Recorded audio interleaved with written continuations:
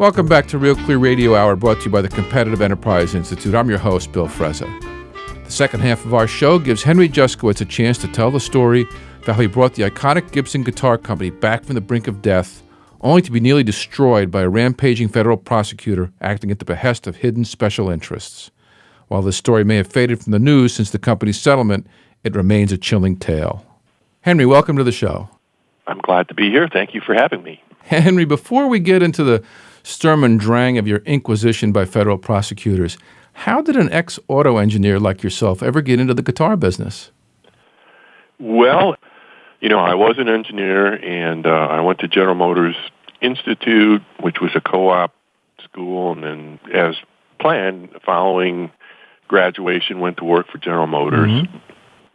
But I really wanted to be in management. I'd always had a dream of being in top management, so I got a fellowship to the Harvard Business School and got my MBA from Harvard. Mm-hmm. During the course of that education, I really got excited about, entrepreneurial business. I had spent a great many years, both through education and working afterwards at General Motors, and got a real sense of sort of corporate life. Mm-hmm. And Harvard really opened up the broader world of business, and I set about to become an entrepreneur. What was the first stop? Well, actually, during Harvard Business School, I tried to buy a company, and I discovered there was a whole lot more to it than Harvard was teaching me, and so I set about to get a job in a company that did mergers and acquisitions. Mm-hmm. And so I became an EVP with Niederhofer, Cross, and Zeckhauser in New York that really pioneered middle market acquisitions, and to sort of learn the trade and learn how it's done. And that's exactly what I did. Within several years, I identified and bought my first company. And having very little funds, it was a turnaround, a company that was in great distress. And so I kind of became a turnaround guy. And the first day of this company had never made money. We were profitable. Within a year, we had paid off all the debt, and we were generating a pretty good cash flow after that. So you cut your teeth on turnarounds. What attracted you to Gibson? Well, after several years at this company, which was located in Oklahoma City, while we were able to generate an excellent cash flow, it was very difficult to grow the company at the small scale that we were at, and so I started looking for other opportunities that would allow growth. I tried several things that didn't work out, and I was searching professionally, and one day someone called me, a good friend of mine, and said, "We have the perfect deal for you." And I said, right. So what is it? Get a lot of calls like that. Said, well, it's Gibson Guitar.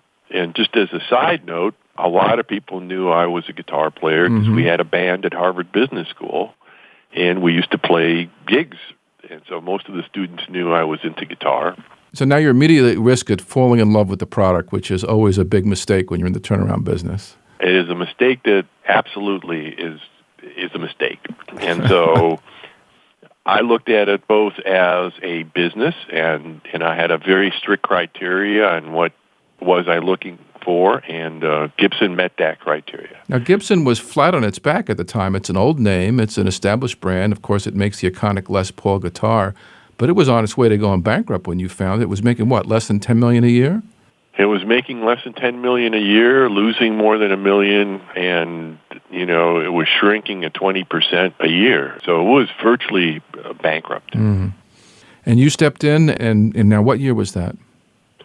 I got involved in Gibson actually in 1985 and spent almost a year studying the company before we actually acquired it. So you did your homework. We acquired it in January of 1986. And how's it done since then? Well, we made money the first month, reversing, a chain of losses, and we have been growing at better than 20% annually since then. That's compounded for 25, 30 years. That's pretty good. really, because we've gone to acquisitions in the last 2 to 3 years, we are growing even faster in recent history. And employ a lot of people around Nashville and around the world? We do. We have most of our people actually are in Nashville, where headquarters resides, but we also have several factories in the U.S. We have a couple of factories in China, and we have altogether about 2,000 people.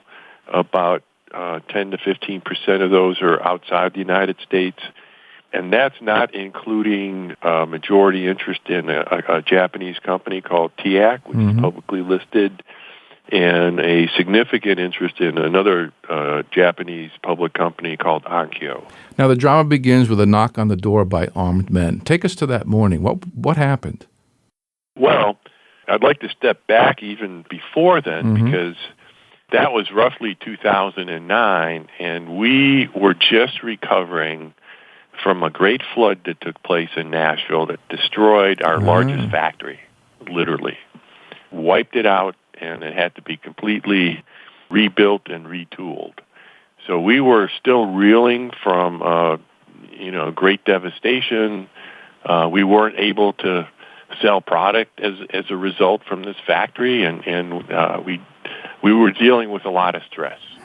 So we were having a meeting of all our management off-site, and I get a call early in the morning, and somebody said that the Office of Homeland Security was raiding our factory.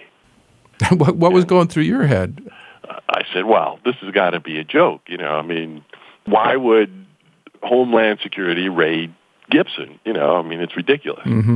But they said, no, this is really serious. We got guys with guns, and they put all our people out on the parking lot, and, they're not letting us go into the plant. And I said, whoa. So I got in my car and immediately went to the plant and demanded to talk to whoever was in charge. And apparently there was no one in charge, but somebody, I got somebody to talk. And I said, what is happening? And they said, well, we can't tell you. Well, they can't tell you why they're raiding your factory? No. And I said, what are you talking about? You can't tell me. So you can't just come in and say, well, we have a warrant. I said, well, let me see the warrant. They said, we can't show that to you because it's sealed. And I said, what? And now, this is in the U.S. This is not in China. This is not in China. So they come in. We haven't had so much as a postcard that says that we were doing anything wrong, no warning. We had roughly 30 people in SWAT attire that evacuated our factory, and, we have mostly regular folks, and, we have some older ladies that, could have dropped dead of a heart attack. Problem. Yeah, you don't normally see a SWAT team in a factory. They come in, they don't tell you what's happening. They start browbeating our employees. They had our one of our guys in the wood department was in his office with 7 armed agents that were interrogating him. But did he have a lawyer present? No. This is a factory. And so I immediately said, look, don't say anything. We have lawyers coming. Leave the room. They can't do this. And we did. And a lawyer came, within a half hour. But, these were not nice people. They were not communicative. And, the fun went on from there. When did you find out what was bugging them? Well, they, in that raid, confiscated about $500,000 worth of wood and guitars. And the next day, they wrote me a letter that said, you cannot touch any of the guitars in the factory. Each guitar you touch will be considered a separate federal offense, punishable by jail term, which meant that we couldn't operate the factory, right? Which is a little bit devastating. We had just got the factory back working. So without a trial, they put you out of business. That's what this letter indicated. And when were you actually charged with a crime? We were never charged with a crime. Ever? Ever. There was never any charges. There was never any grand jury.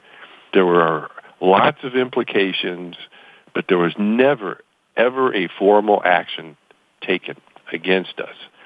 And so to answer your question, I immediately went on, well, this was the first time, so I'm thinking about the second raid. They came back again. They came back again, right? So the first time I was pretty quiet. All my attorneys said, look, you got to be quiet, Don't mess with these guys. Don't get these guys upset. I said, well, what do you mean get these guys? They came in with weapons. What are they going to do? Nuclear bomb me next time? I mean, But so I played it as most business people would, and let the process, be the process. Mm-hmm. But there was no charges. So what's the process? There's no trial. There's no what was the process? The process is sheer intimidation. They ask you for a lot of questions. They take all your computer files, and we cooperated. We let them in our headquarters. Mm-hmm. They scanned all our email. So we were, anything they asked for, we gave them. And they're holding on to your wood, meanwhile. And they have our wood. So that is how we determined what their problem was. Because if they are holding on to our wood, the law allows us to sue them for the recovery of the wood after a certain period of time. Mm-hmm. So we did. We filed a court case, and they had to respond to our case. At the end of the day, we didn't even have our time in court because after a little bit of discovery, the judge ruled that he could not rule on this case because we were under investigation. And until this investigation went one way or another, he's not going to touch it. So this is the rule of Kafka at this point. Exactly. I went to our senators and, appointed officials, and all of them said, look, you're under investigation, and therefore we are precluded from being involved. Well, what is the basic allegation? What law did they say you broke even though they didn't charge you? At the end of the day, there were two, okay? Because there were two separate raids that involved two separate issues. But the first raid was about a purchase of ebony, and it dealt with essentially the fact that the ebony was not sufficiently processed. And I think the government actually made a mistake because there is a prohibition for buying raw timber or logs that are ebony from Madagascar. And you didn't buy ebony logs. Absolutely. But we didn't buy, raw timber.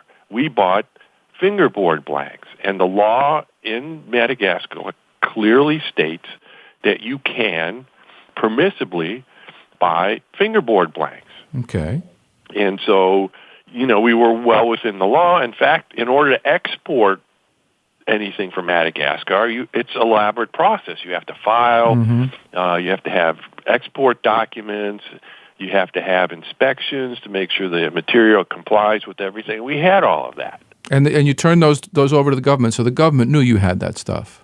Yes, and we actually had affidavits subsequently from government officials that said we complied with everything under their law. So at that point, did the feds say, I'm sorry, and give you your wood back? No, the feds first said, we don't care what you say, government of Madagascar, because we don't recognize you as a country. Mm-hmm.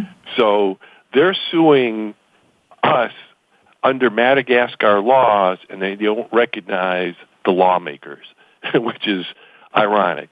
The second thing revolved around the definition of fingerboard blanks. Mm-hmm. And the government's position is that the fingerboard blanks that we bought were not sufficiently processed.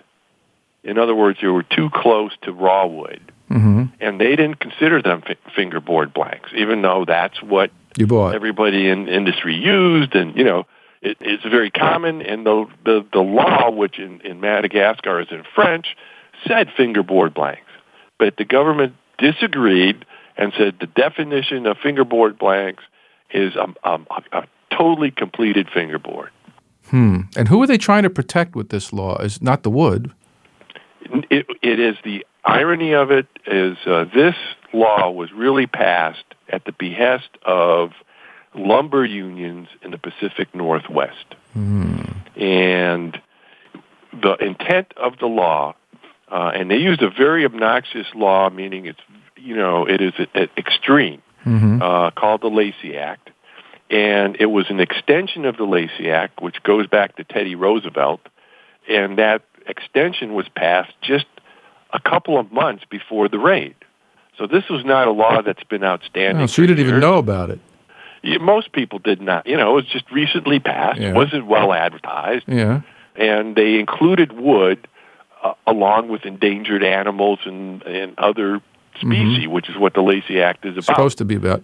But anyway, from what I can tell, the lumber unions got together with the conservation community, and their intent was to make importation of wood into the United States so difficult that nobody would want to do that, and then they would buy local wood. Do you think they fingered you to make an example out of you to scare everybody else? I think that's exactly what happened. Gibson was a big name, and they wanted to disrupt your business. Make a very good point that, even though it's a good company, guys, if you buy foreign, you better watch out.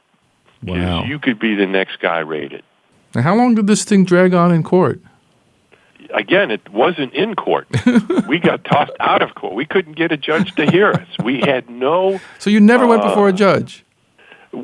We sued to get our wood back, right. And the judge stayed the proceedings, meaning he said, I'm not going to go there. So this is a totally administrative negotiation. It's an executive, non-elected official, that is not even filed an action. And the warrant that allowed them to come in both cases, by the way, on a second raid, the warrant was sealed. So we weren't even able to see what the cause of their coming in. This is real Star Chamber stuff. It's really bizarre. And this Lacey Act law, to really take it to an extreme, says that it doesn't matter whether you intentionally did anything right or wrong. Right, there's no mens rea. There's no intention. Exactly. And it doesn't matter if you actually tried to do everything right, if you had every sincere intent and tried to do everything right by the law. Regardless of those two facts, if you did not show due care, which was an undefined legal term. So if I did not show due care, I would go to jail for 7 years. They were threatening you with 7 years in prison. And there are people that had prison terms of... I've met a lot of people, and a lot of them were ordinary citizens, not big business guys. I studied the prosecutor in our case. I wanted to know what her MO was.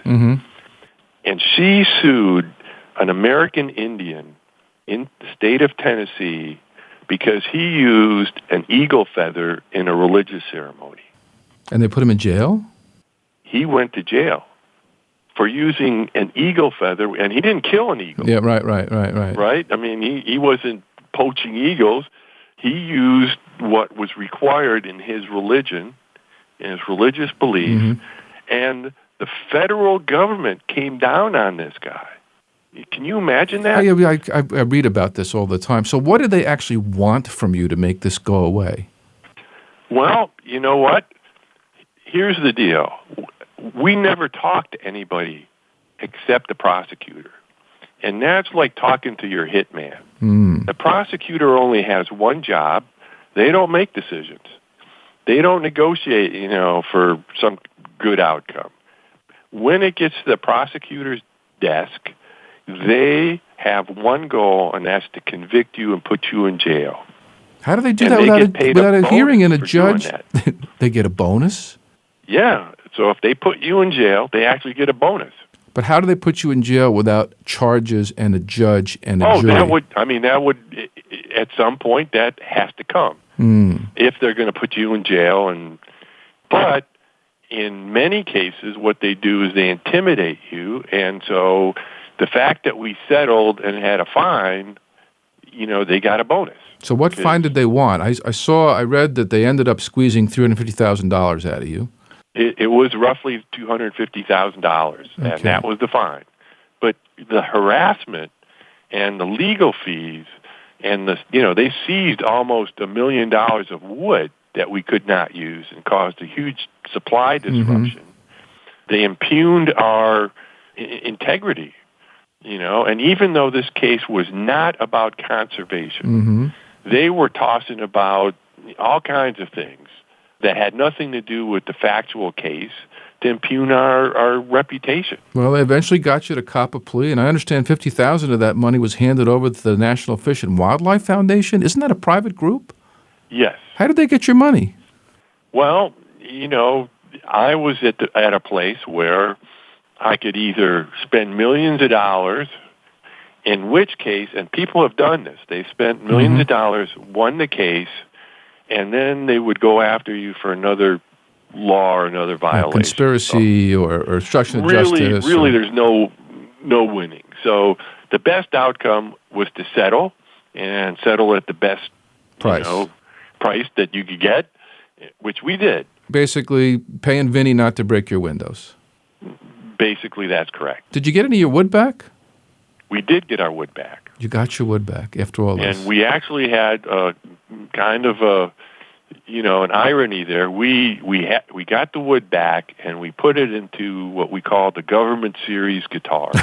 Tell us about that. And so we had 2 runs of government series guitars that had the fingerboard blanks put into guitars and processed, and we sold them as government series guitars with a certificate, and they sold out. The first run sold out within 24 hours, and the second run sold out in almost before we put them up for sale. So you got your satisfaction of thumbing your nose at them, but this bungled prosecution got a lot of press. Congress eventually held some hearings aimed at reforming the Lacey Act. Whatever became of that? Nothing that I'm aware of. You're fighting really a very well organized political machine in the unions. This isn't, and the conservation guys have sort of gone along. Why not? I was on the board of several conservation organizations.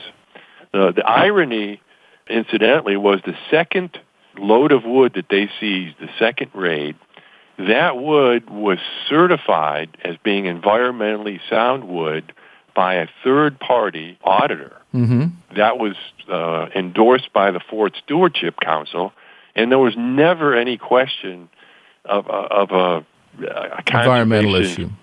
Yeah, and yet they made it seem like that's what it was. It wasn't. It was very technical stuff, like the definition of what a fingerboard blank is, or the thickness of a piece of wood, and it had nothing to do with conservation. And so it's basically a cover story. It was basically protectionism, and the irony is we're buying wood species, which we have since the company made this product, which was decades ago, was mahogany. And there's no native mahogany in the United States. And so, even if they won, there would not be a single job or hours picked up by the unions in the Pacific Northwest because they don't sell mahogany. You've since become involved in something called the Right on Crime organization. Tell us about that. Because I became quite vocal, I was lucky enough to get press attention. I got to know a lot of people that were in similar circumstances. And I'm a kind of person that sort of goes beyond just like settling. I said, there's a problem. It's not just me here. It's any businessman in the United States can suffer this. Wake up one morning and there's a SWAT team on the front steps. And I started checking in. So how is this possible? I mean, I would not have thought that this was legally possible in a constitutional democracy. And yet, everything that happened to me was absolutely compliant with the law. To me, it's borderline constitutional because I have the right to a speedy trial. I wasn't even charged, and they took almost 5 years. I have the right to face my accuser, and I didn't face any accuser. I faced a prosecutor. That's not what I thought the U.S. was about. And I got caught on technicalities. They did not prosecute under any U.S. law. They prosecuted under the laws of Madagascar and India. Which they didn't even recognize. You know, how arrogant can you be when you say, I am going to interpret the law of another country and prosecute a citizen for breaking that law? Henry, in the time we have left, how do we fix this? It's a no-win situation. You know, no one's going to get elected for fixing the issue. And to your earlier point, I came across work that was done by Ed Meese, who said many years earlier that this was a problem, that government overreach was increasing. And the fact is, if you take a look at it, what's really happening is the executive branch is taking on imperial power. Okay, it's what you said earlier. A non-elected administrative official has the ability to do anything they want without the balance of the three parts of government. Congress said, I can't do anything. The court said, I can't do anything.